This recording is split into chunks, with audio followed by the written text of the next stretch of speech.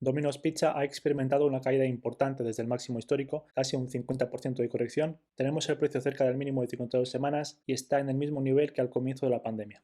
Domino's es la mayor cadena de pizzerías del mundo y es reconocida por su servicio de entrega rápida y eficiente. El trimestre pasado ha llegado a la cifra de 20.000 restaurantes en el mundo. En los últimos 5 años los ingresos han tenido un crecimiento anual compuesto del 10%, crecimiento del beneficio por acción del 16%, por la mejora de márgenes y la recompra de acciones, y se espera crecimiento de doble dígito los próximos 5 años. Enseguida veremos los problemas que enfrenta a corto plazo. La estrategia de crecimiento se basa en la apertura de nuevos restaurantes para estar lo más cerca posible del consumidor, la expansión a nuevos mercados y un fuerte enfoque en la digitalización y la automatización para optimizar sus ventas y eficiencia operativa. Se beneficia del crecimiento del comercio electrónico y la demanda creciente de entrega de comida a domicilio, aunque por otro lado también enfrenta más competencia que antes. Domino's tiene una ventaja competitiva duradera que se refleja en su marca reconocida, su modelo operativo y distribución. No es fácil tener 20.000 restaurantes abiertos y operando de forma eficiente al mismo tiempo, repartidos por todo el globo, siendo la mayoría franquiciados, su eficiente modelo de entrega a domicilio y su superioridad tecnológica.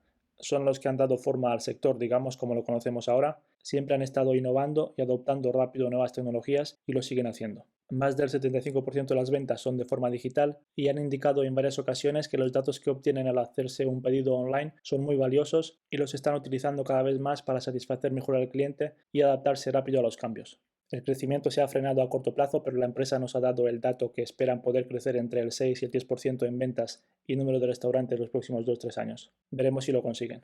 A corto plazo, el negocio puede continuar sufriendo mayores costes por la subida de la inflación y, por otro lado, los clientes cuyos ingresos disponibles ya se han visto afectados por los elevados niveles de inflación son más cautelosos a la hora de gastar en comida a domicilio y, como vimos, también hay más opciones que hace unos años. Una métrica muy importante para cualquier empresa del sector retail son los ingresos en la misma tienda. La media histórica está por encima de 4 y en el último trimestre el dato está por debajo de la media, como lo ha estado en otras ocasiones, ya que hay cierta ciclicidad. Hay que seguir observando la evolución del negocio en los próximos trimestres. Presentó resultados hace poco y batieron previsión del beneficio por acción, pero se quedaron un poco por debajo en ingresos. Vamos a hacer una breve estimación de valor y ver a qué precios puede ser atractivo acumular acciones de la empresa. Pasamos a la plantilla y, como siempre, al introducir el ticker se recopilan datos de diferentes páginas web, datos que nos ayudan con la estimación de valor. Tenemos el precio actual en 300, 299. El precio objetivo de los analistas lo tenemos en 352 en este momento. Tenemos el forward PER en 20. Vemos que todavía se espera crecimiento de doble dígito. Veremos si se puede conseguir o no. Los márgenes de la empresa se mantienen estables, son buenísimos. Y el retorno sobre capital invertido es muy alto, pero hay que restarle la recompra de acciones que están haciendo,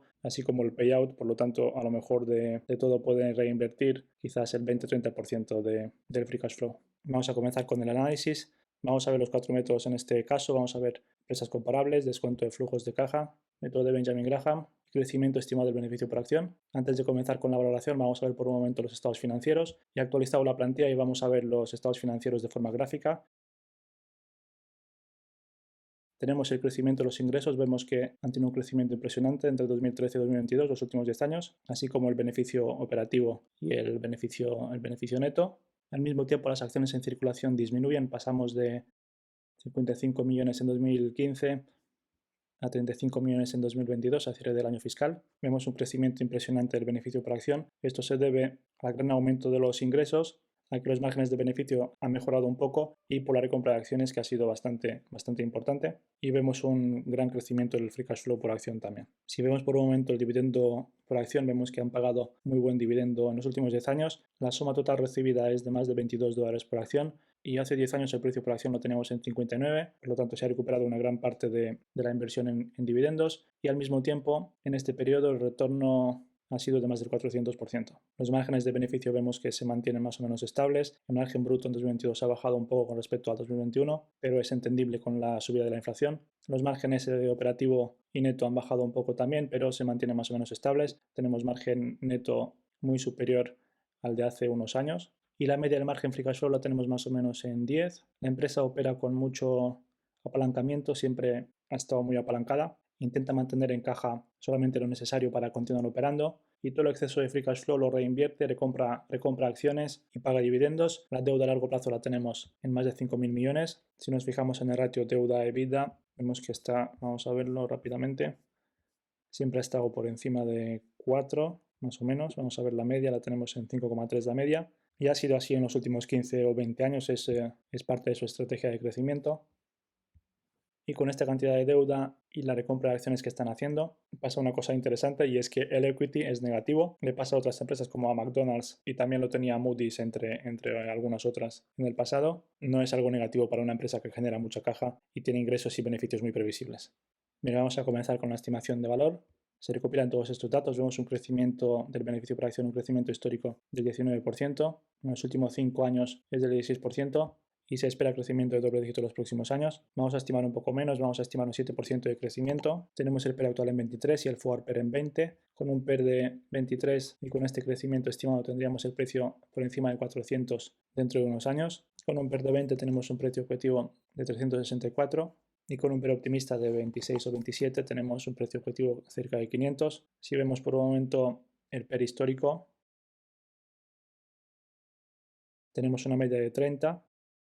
Tenemos el mínimo en 23. Si vemos el periodo sin contar el PER actual en los últimos 10 años, tenemos el mínimo en 27. Y teniendo en cuenta que la empresa todavía puede crecer, así como sus ventajas competitivas, creo que es fácil que tenga dentro de unos años un PER de entre 20 y 24, 25. Voy a dejar un PER normalizado, un PER base de 23. Voy a poner un PER pesimista un poco por encima de la media del mercado y un PER optimista de 27. Hacemos un promedio y tenemos un precio objetivo promedio de 407. Tenemos un 36% de upside. Si el crecimiento es superior, un 10% por ejemplo, porque hemos visto que estiman ingresos entre el 6 y el 10%, si obtienen un 8% de crecimiento de ingresos, recompran algunas acciones, pueden fácilmente crecer al 10% en beneficio por acción, pero yo intento siempre ser conservador, así que voy a dejar un 7% de crecimiento. Tenemos la media de los múltiplos que hemos puesto en 22,3, no creo que sea muy elevada, y al precio actual estamos pagando 16,5 veces nuestro beneficio estimado de 2028. Si el crecimiento es un poco superior, vamos a decir un 8-9%, y estamos pagando 15 veces el beneficio estimado. Y si el precio corrige y hace un nuevo mínimo, estaríamos pagando 15 veces el beneficio estimado. Al precio actual tenemos un retorno del 36% hasta el precio objetivo, sin contar el dividendo, y tenemos un 6% anualizado si llegan 5 años y un 11% anualizado si llegan 3 años. Vamos a ver rápidamente el método de Benjamin Graham. Estima un crecimiento del 7% aquí también y tenemos el yield actual de los bonos AAA corporativo en 4,6 en este momento. Partiendo de este beneficio por acción, con este crecimiento y con el yield actual de los bonos AAA corporativo, tenemos un valor intrínseco estimado de 280. Si el crecimiento es superior, pasa a 350, y cuando el yield se normaliza un poco, lo tengamos otra vez por debajo de 4, el valor está por encima de 300, 320. Voy a dejarlo como estaba y pasamos al siguiente método, descuento de flujos. Se recopilan los datos históricos, tenemos un crecimiento en el compuesto del 10%. He introducido lo estimado para este año porque hay una gran diferencia con el de 2022 y a partir de aquí estima un crecimiento del 10% los próximos 4 años. Crecimiento bruto de 3,5. Voy a comenzar a utilizar más un crecimiento entre 3 y 3,5 a partir de ahora. Creo que he sido demasiado conservador en el pasado con el crecimiento perpetuo. Y voy a poner una tasa de descuento del 8%. Obtenemos un enterprise value de 14.000 millones. Sumamos la caja, restamos la deuda, que se recopila también automáticamente, y al dividir entre el número de acciones obtenemos un valor intrínseco estimado de 260. Hay que tener en cuenta que no he hecho ningún ajuste al free cash flow, por lo tanto no estamos teniendo en cuenta el dinero que se está gastando para continuar creciendo, que nos disminuye bastante el free cash flow. Vamos a pasar al siguiente método, comparables. Voy a introducir Papa John's, McDonald's, RSI y Yum Brands como comparables. Este es el dueño de Burger King y Popeyes, y Yum Brands es el dueño de KFC. Vemos que todas menos Restaurant Brands y Domino's Pizza cotiza por encima de 30 veces. Si hacemos una media del PER tenemos un PER de 28, 29, y como vemos cotiza bastante por debajo de la media. Tenemos un 25% de upside hasta la media del PER. Vamos a ver el resultado final. Tenemos un rango de valoración entre 260 y 407. El método de Graham se ve muy afectado ahora por la subida de las tasas de interés. Con este otro método habría que hacer un ajuste del free cash flow y quitar la parte de crecimiento. Podemos hacer un promedio de todo, podemos hacer solamente un promedio de los valores intrínsecos, o podemos utilizar solamente el precio objetivo y eliminar los otros 3 métodos, que es lo que yo suelo hacer. Tengo un 36% de upside y le voy a poner un margen de seguridad de por lo menos el 20%, 25%. Tengo un precio de compra aceptable por debajo de 305 con este margen de seguridad y por debajo de 285 con un 30% de margen, teniendo en cuenta las estimaciones que hemos visto de crecimiento y los múltiplos que he asignado. Para mí se pone interesante acumular acciones por debajo de 250 más o menos. Voy a poner en el watchlist mi precio objetivo, 400 más o menos, y voy a poner revisar por debajo de 250. Si el precio llega a ese nivel, obtendré una señal de revisar y en ese momento me pondré a hacer un análisis a fondo y decidir si compro alguna acción o si sigo esperando. Bien, lo vamos a dejar por aquí. Como siempre, si te gustaría utilizar la plantilla para hacer tus propias estimaciones, la puedes encontrar en mi Patreon. Gracias por ver el vídeo, suscríbete, dale un like y hasta la próxima. Adiós.